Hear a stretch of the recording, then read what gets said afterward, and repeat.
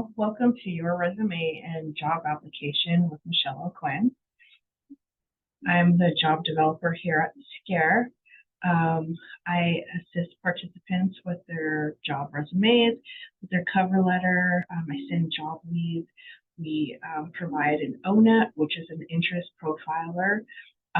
So we try to search for jobs that correspond with your personal interests.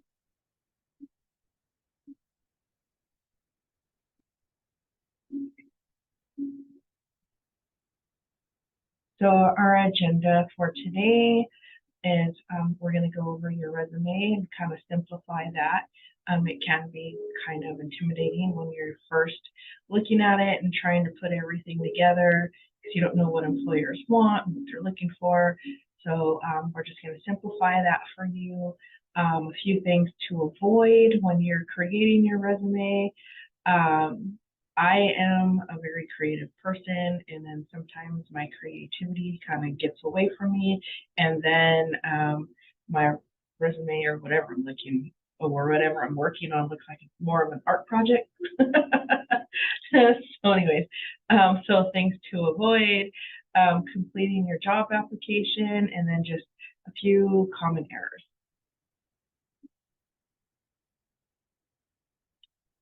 So again, my name is Michelle O'Quinn. I'm the job developer for Scare. Prior to being employed with Scare, I was a program director over 3 facilities. I hired over 180 employees. I looked at plenty of resumes. I threw plenty of resumes out.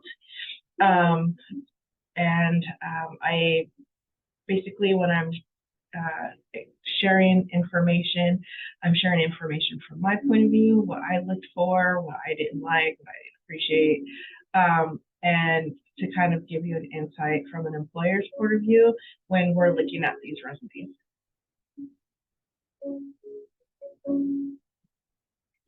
So there's different types of resumes. There's the reverse chronological order resume, a functional resume, and then a hybrid, which is both chronological and functional.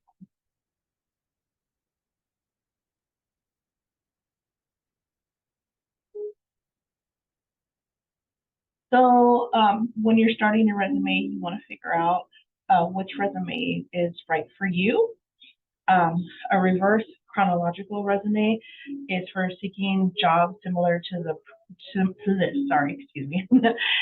seeking jobs similar to your previous employment experience, students looking for an entry-level position, and then your academic resume. A functional resume are for creative jobs where a portfolio matters most. Those transitioning from the military and candidates who don't want to seem overqualified.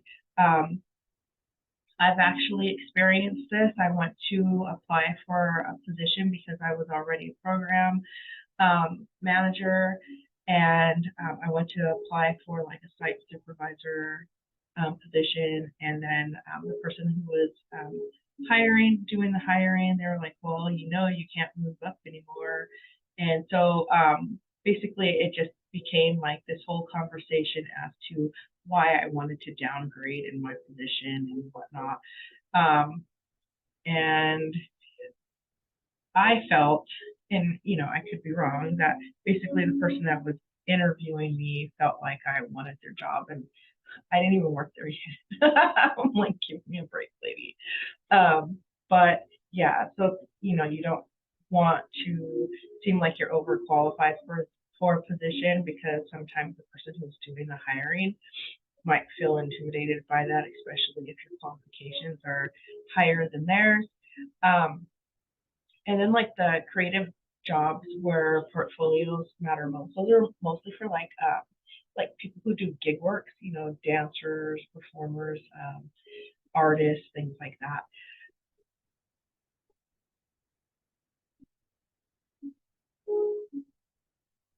So when you're creating your portfolio, you have your basic components of your resume. So that would include your personal data, your personal information, not too much, but just enough, your objective statement, your education, skills, what do you have to bring to the table that makes you qualified for this position, your work experience, and then you can put your references on the resume, or you can provide those at the interview.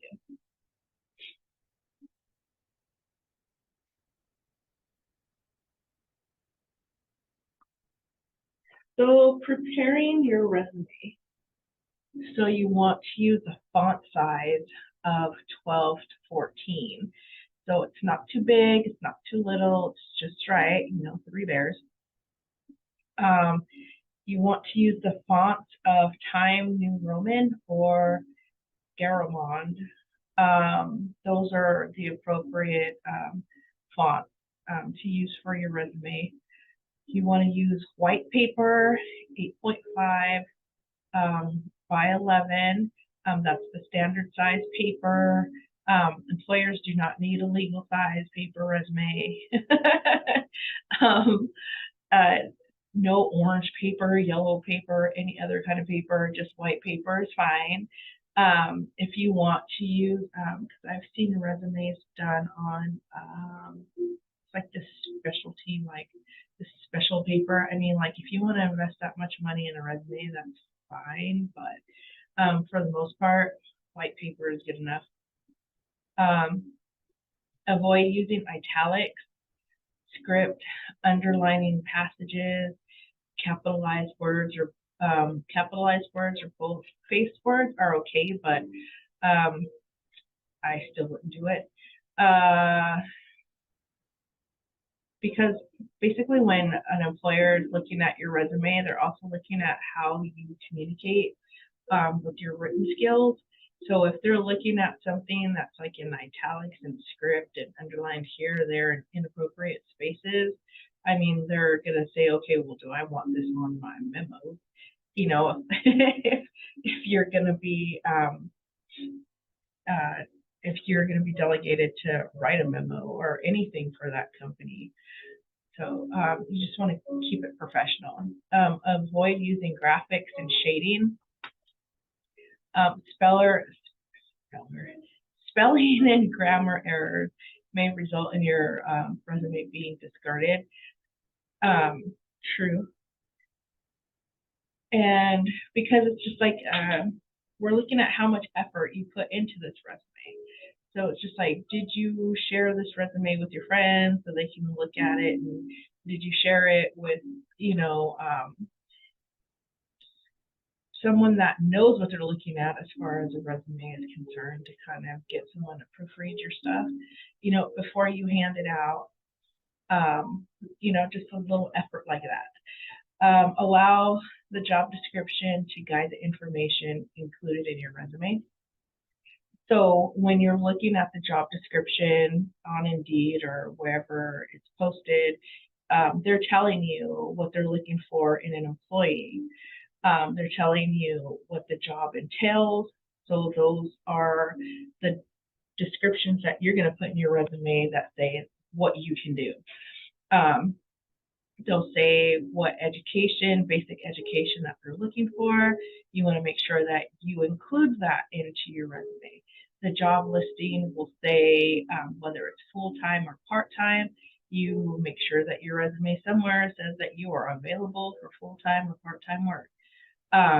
So basically their job posting is an outline for your resume. And interesting enough, just to share a little fun fact. So when you go on governmentjobs.com, there's a robot basically that checks all the resumes that are coming in through governmentjobs.com. And so they're looking to see if your resume matches what the job description says.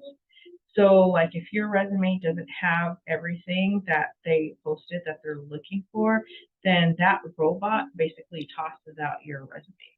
So it's not even a person sometimes that's looking at your resume. I'm just giving governmentjobs.com as a example because it's not a person, it's a robot who is programmed to see if your resume matches theirs, matches their job description. Your personal data. You just want to have your name, your address, your phone number, and your email address. And please make sure that your email address is appropriate. It's not like flyingpickle@gmail.com. You know, just keep it professional. And if you don't have a professional email address, you might want to get one.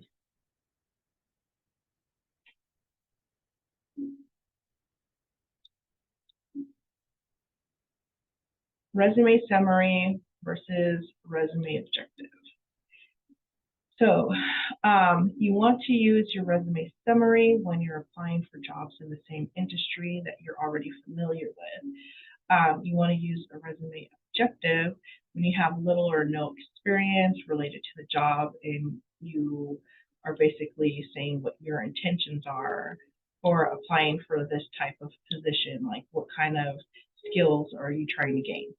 So the goal of the resume summary is to highlight your experiences from previous jobs or volunteer work. You want to focus only on your hard skills. You want to highlight your skills for the new job. And then it should be like 4 to 5 sentences long. Like, why are you so awesome? For a resume objective, it's just an outline of what you can bring to the table to the new job. Focus on your hard skills and your soft skills, like, you know, I'm a team player, you know, and then your hard skills, like what your trainings are. Mention the new job and company desire to gain experience. So like you have no experience, you know what I'm saying? So you want to mention in your objective that you want to gain experience in blah, blah, blah, whatever it is that they're offering. And it should be 2 to 3 sentences long.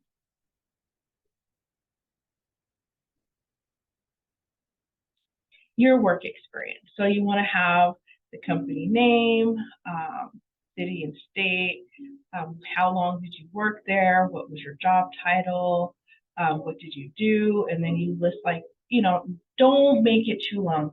I've seen resumes that I've tossed because their whole, like, what they did at the job, it was like a list of like 15 bullet points. And that's not fun to look at. So like maybe 3 to 4 bullet points. I mean, you do want to have something to talk about at the interview. So your entire job description does not need to be on your resume. Just give the meat and potatoes, like the hard skills that they're looking for that match their job listing. Put those 3 or 4 things there. And then that way, when you are called into the interview, you have something else to talk about, you know, because everything isn't listed on the resume. Also, too, another thing that people look at, or that I looked at, and it was important for me, and it should be important to you as well, because it's not a one-sided thing, but I look at turnover. So, for example, this person was at this Dole company from 2005 to 2009. That's 4 years. And then they were at Save-A-Way Grocery from 2004 to 2005. So for me, a red flag is somebody who doesn't stay at a job longer than a year. Because I'm just like, why are you bouncing from job to job? And it's kind of a red flag for me. Like, am I going to have to hire somebody else in 6 months because, you know, you get bored and you fly the coop? So that's a red flag. But then also, too, when you're applying to these jobs, you want to look at their turnover, because some companies have a high turnover rate, and you have to look at, well, why are they losing employees so quickly? So, like I said, that part, it goes both ways.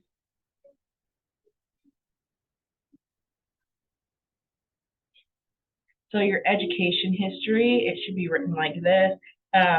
Do not use the italics. You can use the boldface, but it has like the university, what did you study there? You graduated with a GPA of blah, blah, blah, anything that you earned at that college, any organizations that you were a part of, you want to include that. So how to include education on your resume.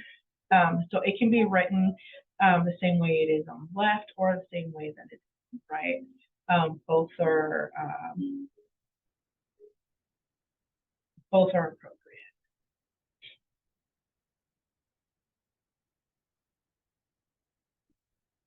Adding your skills.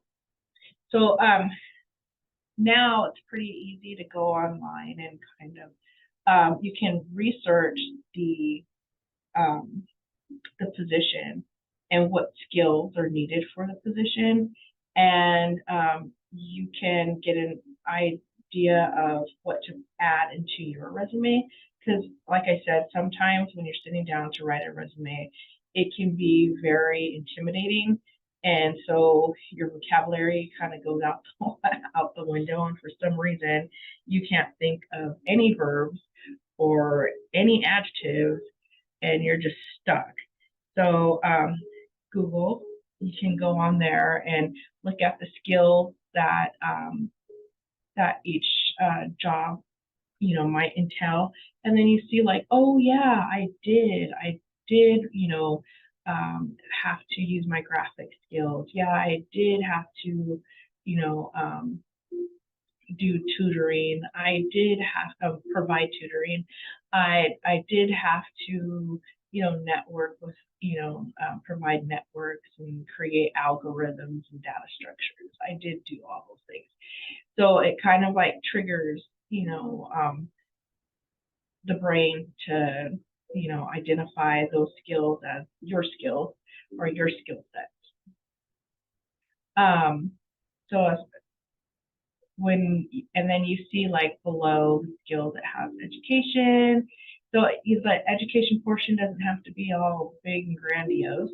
And then you have your experience below. So that's adding the skills. So then you have like, what kind of skills? You have hard skills, you have soft skills. So hard skills would be technical skills, computer skills, Microsoft skills, computer skills, marketing, management, project management. Soft skills would be like, leadership, teamwork, communication, problem solving. Like I'm a good team, I'm dependable, I'm flexible, I have good work ethic. Like you don't get a certificate for work ethic or for having good teamwork or problem solving skills certificate. So so those are like your soft skills, but your hard skills are more like technical skills, computer skills, like what kind of software programs you can work with. Like if they do have certificates for project management and management skills. But yeah, those are all they're leadership skills, like soft skills. However, they have some kind of experience behind them, which makes them a hard skill.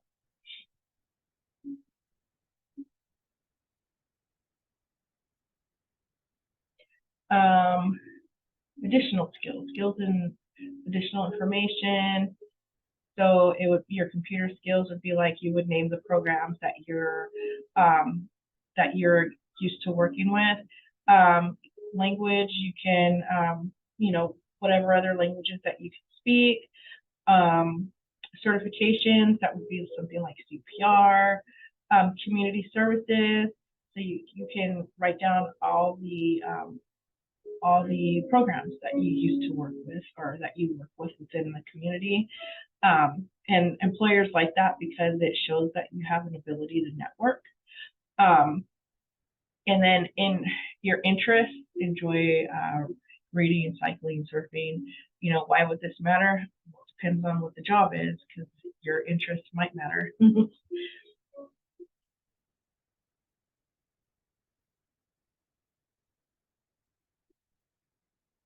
So a chronological resume format would have your name and contact information at the top, your summary or objective, depending on what kind of job that you're trying to find, your professional history, your educational history, and then your skills.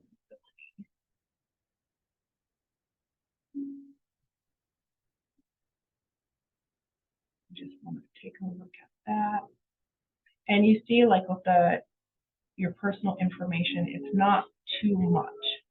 You know, it's just your name, the city and state, so it's not even your address. So your name, your city, state, phone number, and then your email address, so that they can contact you. Like it's a resume, so these people don't need to know where you live. Just city and state, city and state. Because I've seen resumes where they just put like way too much personal information on their resume, and I'm just like, you trust these people way too much with your information. So just city and state, your phone number, and email address.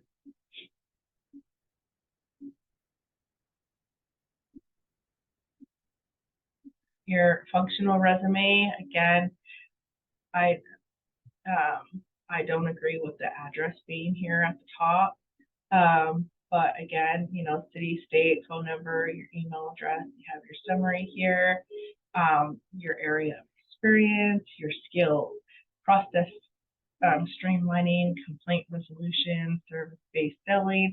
So skills are grouped by theme, any relevant professional experience in education. That's like, what is it? Trade lot 2016, customer service representative.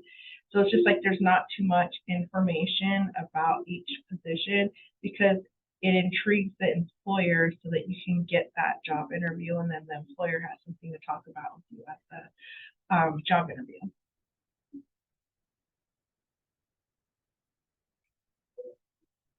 So your combo resume, again, your contact information, a summary, your skills and ability, your professional experience, and then your education, and then any awards that you've received regarding this the position. And again, you want to, if you can, so what I tell my participants is just have a skeleton of your resume, because with each position, just like a cover letter, you can tailor it to the position and the job listing that you're trying to apply for.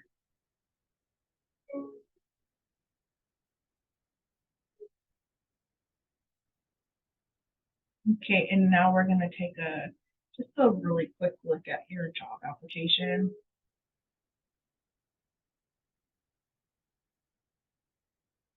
Before you start your job application, make sure that you're using black or blue ink.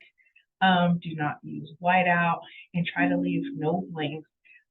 Put in a non-applicable instead.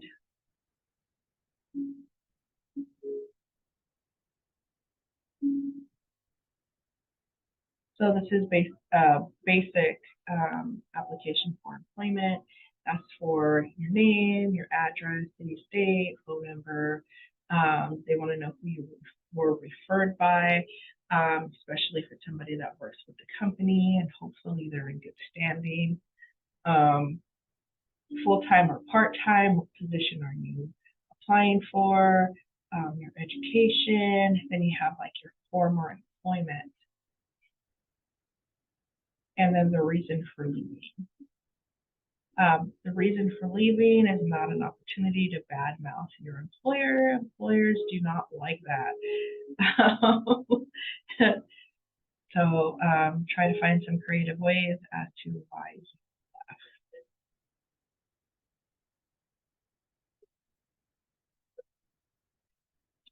left.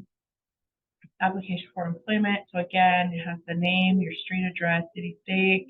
Are you at least 18 of age? Depending on what you're applying for, it's kind of important. Your social security number, they do not need that. They can have your social when you have the job, you know, when you're filling out your I-9. And then maybe contact your present employer. You can feel free to say yes or no depending on what kind of job that you're asking for, or that you're applying for. Because some employers might be a little sensitive to that, and they would understand, if you can articulate that, like I did not,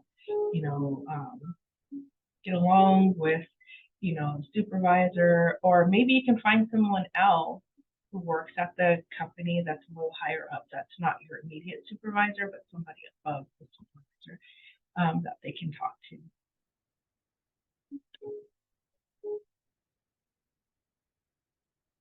We have your education. They always start with the high school, and then you can add like your college and any certificates that you had, your former employment, and your reason for leaving. Again, like how I was saying, that I always look at how long a person was at their previous employment, because for me it's a red flag if someone is just bouncing from job to job to job to job. I can understand like maternity leaves or things like that, or being laid off, but again, the bouncing from job to job without a good reason is a red flag. So, list your previous employment, your position. It could just be like, I left because I got offered a higher wage. So then they know that, raises are important to you.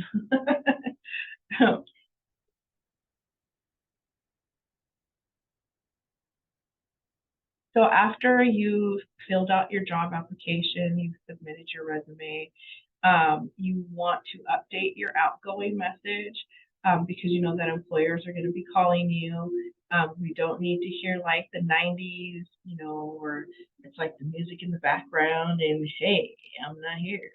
Like none of that.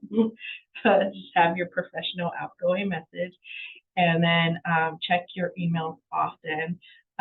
I can't tell you how often I've heard like, I didn't hear an email back, or I didn't get a call from you. And I'm like, I sent you an email. Check your emails often, check your spam, because you could have received an email from the employer and it went straight to spam. So check that too, so that you don't miss out on an interview.